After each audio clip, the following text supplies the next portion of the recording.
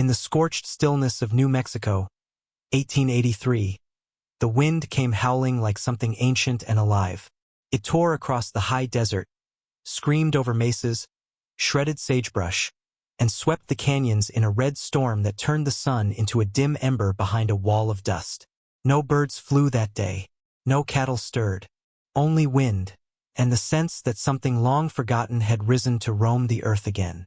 At the crest of a ridge knelt a man named Ada, motionless amid the chaos. The earth around him was cracked shale and twisted juniper. A small fire burned before him, ringed by old stones blackened with years of smoke. It wasn't his fire. It had once belonged to his mother, a woman who spoke to spirits in a language older than words. She had knelt here too, whispered to bone and sky. Ada didn't come to pray anymore. He came to remember, or to keep something alive, the fire or the memory it carried. Then, over the howl of wind, something pierced through, a sound not born of the storm, thinner, raw, broken, a human cry, faint and frayed like a soul unraveling. Ada rose slowly, his braid lifted by the wind, his coat tugged by invisible hands. But he heard it again, a whimper, down the ridge, near the ghost of an old trail and a fence line long forgotten. He moved without hesitation. There, tied to the last standing post, was a girl, slumped forward, wrists bound above her with leather straps, arms trembling with the last of her strength. She looked no older than 18. Her dress was in tatters, her skin gray with cold and bruising. Her hair was matted with dirt and dried blood. Her fingers were torn and crusted where she had tried to free herself. Ada watched her chest, shallow breath, still alive. He stepped forward, unsheathing the obsidian blade at his side. One hand touched her shoulder, the other sliced through the bindings. She collapsed into his arms. She weighed nearly nothing. Her fevered breath warmed his chest. He said nothing. Instead, he removed his jaguar hide coat, once his uncle's, and wrapped her in it, shielding her like something already fading. Then he turned back into the storm, down into the hidden path only he and his mother had ever known. Ada carried her through wind and dust and memory. The storm clawed at his face, trying to blind him, but his steps never faltered. She whimpered once, then fell silent again. When they reached the cave, tucked beneath a ledge and veiled behind cedar branches, the storm had started to die. The air inside was still. A circle of old coals lay waiting, bones of fire resting in ash. He laid her gently on a bed of pine needles and rabbit fur, then crouched at the hearth. With flint and breath, he coaxed flame back to life. Light bloomed. Warmth returned. She stirred. He removed her ruined shoes, cleaned the blood from her hands, and applied a crushed root paste to her wrists with gentle care. She didn't wake, not fully, but her fingers curled into the warmth. Ada sat beside the fire. He asked nothing, said nothing. Outside, the wind softened. Inside, the hush deepened. Her name remained unspoken. The first thing Evelyn felt was warmth. Not safety, but the strange, disorienting warmth of waking in a place she did not remember. Pain bloomed in her ribs and wrists. The ghost of the fence still haunted her skin. She opened her eyes. She lay in a low shelter, its walls made of stone and hide. A fire glowed nearby. The air was thick with pine smoke and herbs, and across the flames sat a man, silent, calm, stirring something in a wooden bowl. He didn't look at her, didn't speak. She tried to sit and gasped as pain flared through her side. Then, finally, his voice quiet, low. "Drink this," he said, sliding the bowl toward her without crossing the fire. "It will help." She didn't reach for it. "Why didn't you take anything?" she asked, voice dry and cracked. "You had me. I couldn't stop you." He looked at her, not with confusion or insult, but something softer. "Because nothing was mine to take," he replied. The words landed heavier than silence. She stared, waiting for some twist in tone, but it never came. He returned to stirring herbs. Eventually, with stiff fingers, she reached for the bowl. Warmth seeped through her palms, into her throat, and down into the hollow places where cold had settled. She drank without tasting. He still asked nothing. "I don't know your name," she said. He didn't look up. "Atta." She nodded slowly. "That means something?"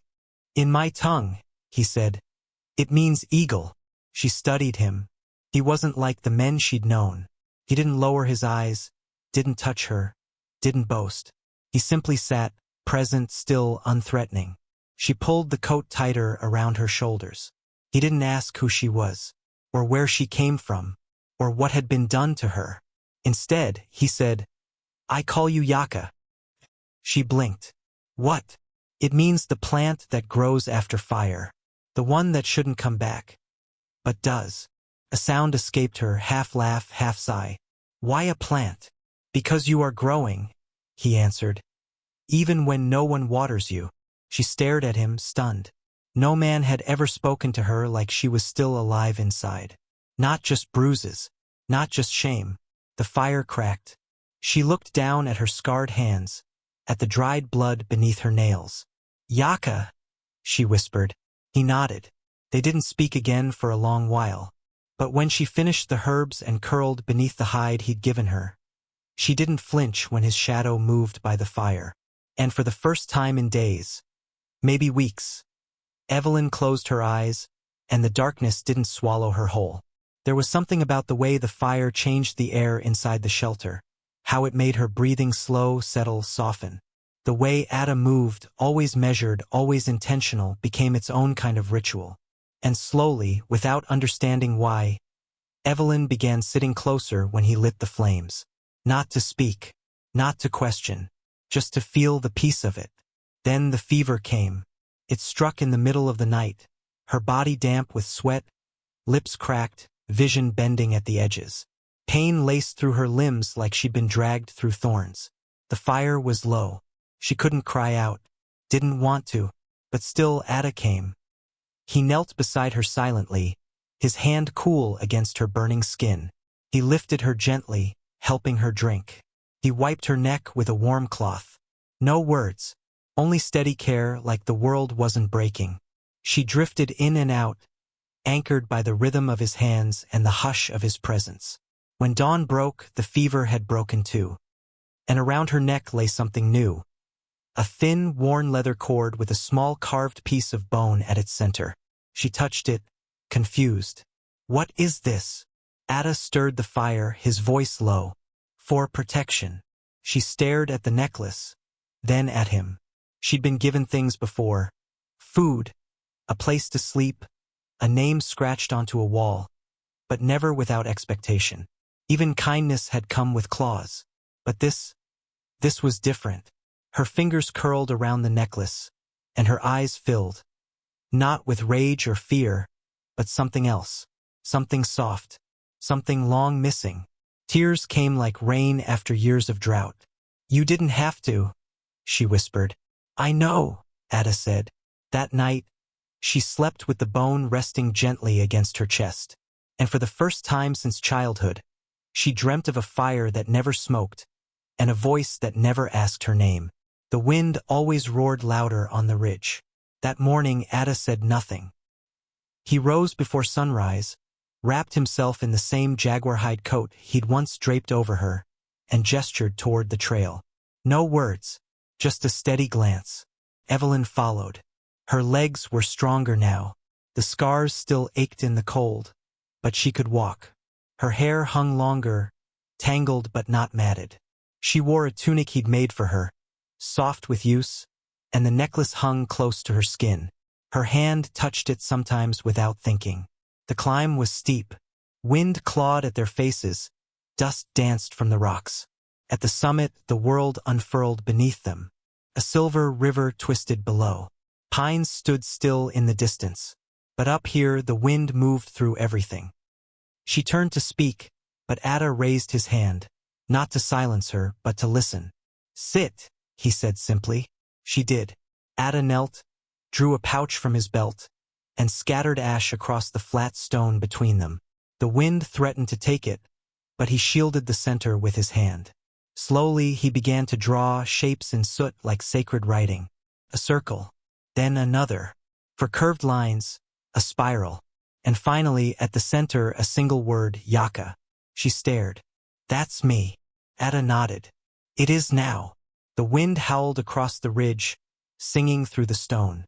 The ash symbols wavered but did not scatter. Do you know what this means? He asked. She shook her head. It is not just your name. It is your mark on this land. A story burned into ash. Why here? She asked. Because wind remembers. Then he stood, opened his arms wide, and let the wind hit him full. Give it to the wind. She frowned. Give what? What you're still carrying. She hesitated.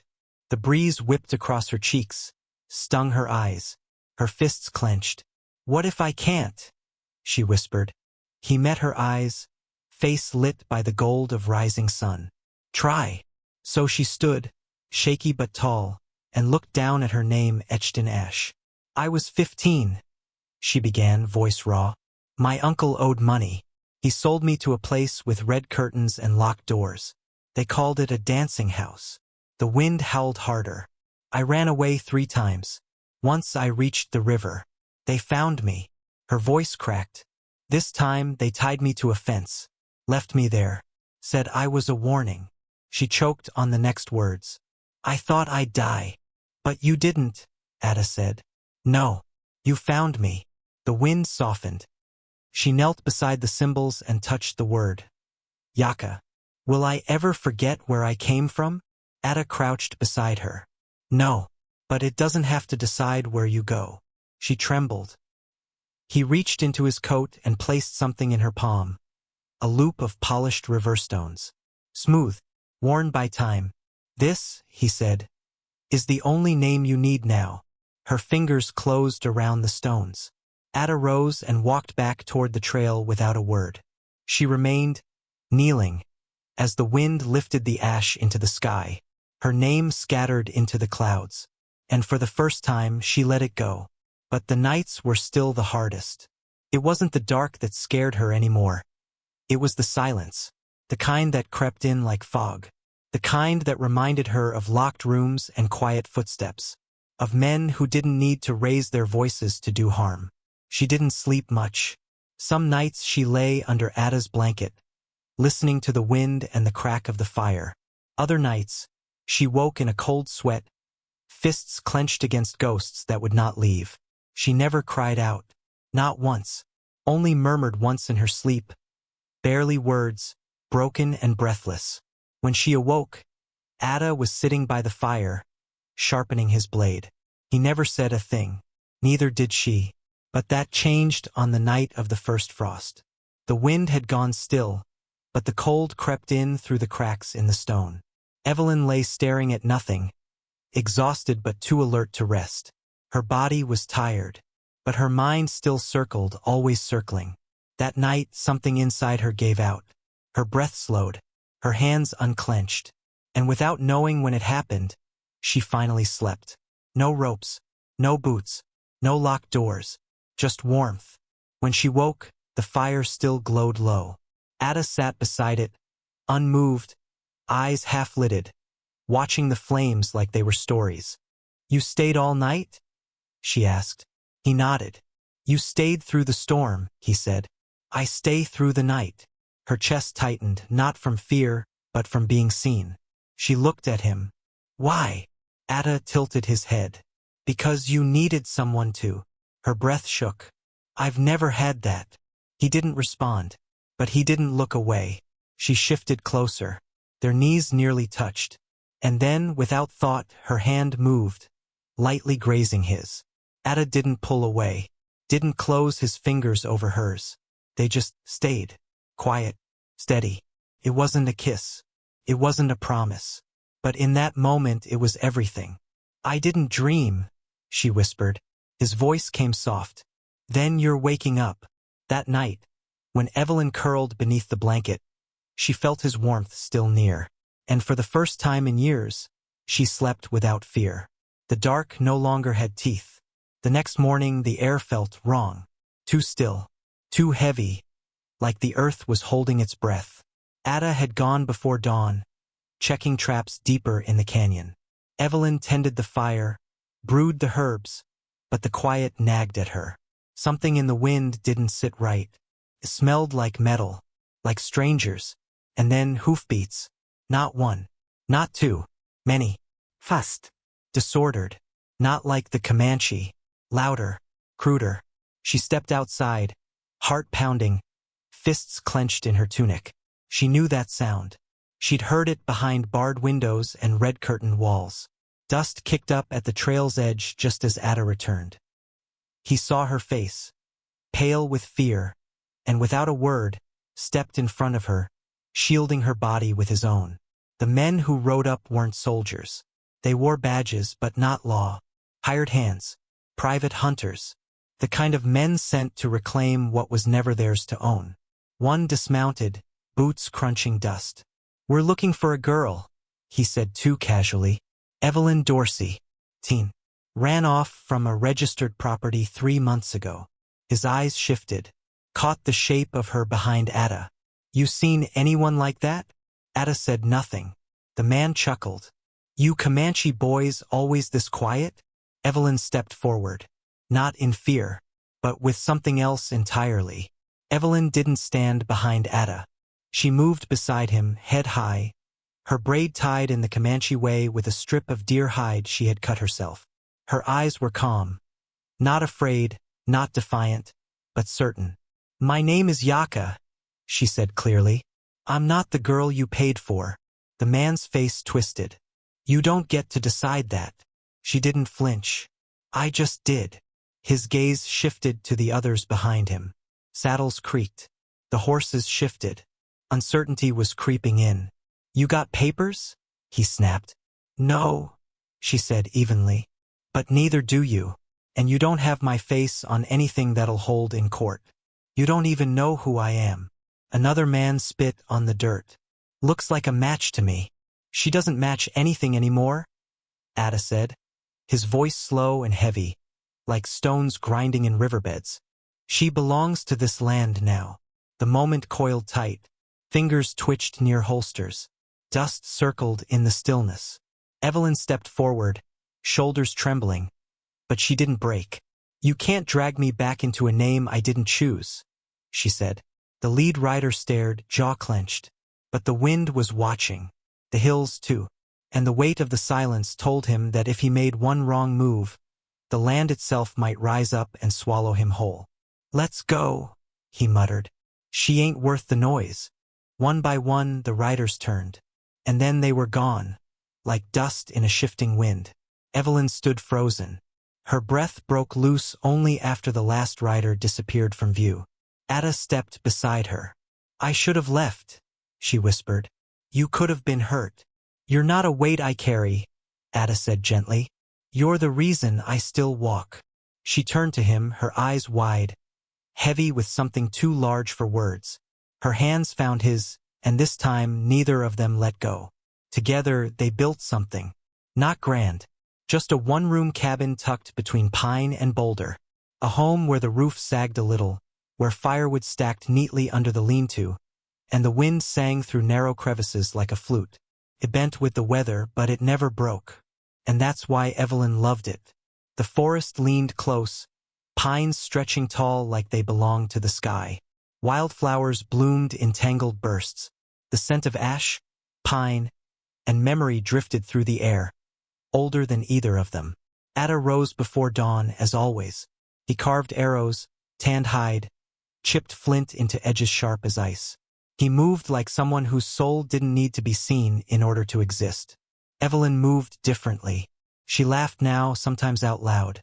She spoke more, especially with the children who wandered down from the larger encampment to sit cross-legged at her door, hungry for stories and sounds. She taught them English letters, then Comanche.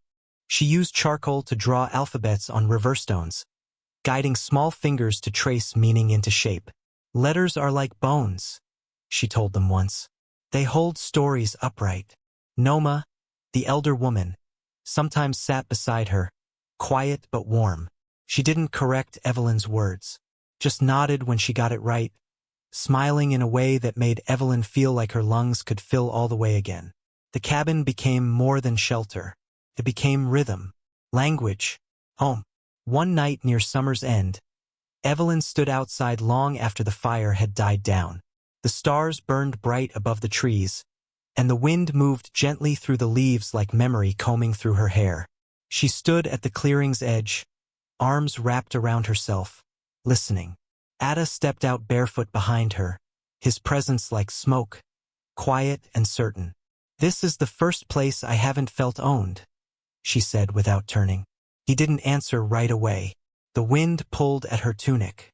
Finally, he spoke. "Because this land owns no one," he said softly. "It just holds them." She closed her eyes, letting those words settle. She knelt and picked up a stone. With its edge, she carved letters into the dirt. One by one. Yaka. Her name. Not the one she'd been born with. Not the one someone sold her under. The one she earned. The one the wind had given. Ada stood beside her, not touching, but close enough she could feel him. "You know what that means now," he said. She nodded. "It means I lived." Behind them, their home waited, built with wood and fire and choice. Before them, the forest opened wide like a secret without end. And somewhere between silence and breath, Evelyn understood. She hadn't been rescued. She'd been named. And in that naming, she had begun again. The day of the naming came with a wind that felt like memory, not weather. It curled through the trees like a whisper that had traveled a long, long way. The sky was a wide dome of soft blue. At the edge of the forest clearing, the tribe gathered. They had only done this a few times in living memory. Called the wind to witness, spoken names into the air so they'd never be lost. Evelyn stood in the center of a ring of stones. She wore a tunic dyed with sage and bark. Her hair was braided in the Comanche way, beads at the ends like soft punctuation. Around her neck hung the old leather cord, once from a brothel, but now bare, stripped of all but its history. Nakoma, ancient and steady, walked toward her. The wind tugged at the old woman's shawl as she placed both hands gently on Evelyn's shoulders. "You are Yaka," Nakoma said, her voice low, shaped by many lifetimes. "You are wind-rooted. You are no one's daughter. You are the child of storms." The words didn't hang. They sank into the soil, into the fire, into Evelyn's chest. She turned toward the small fire behind her, the kind Ada always built.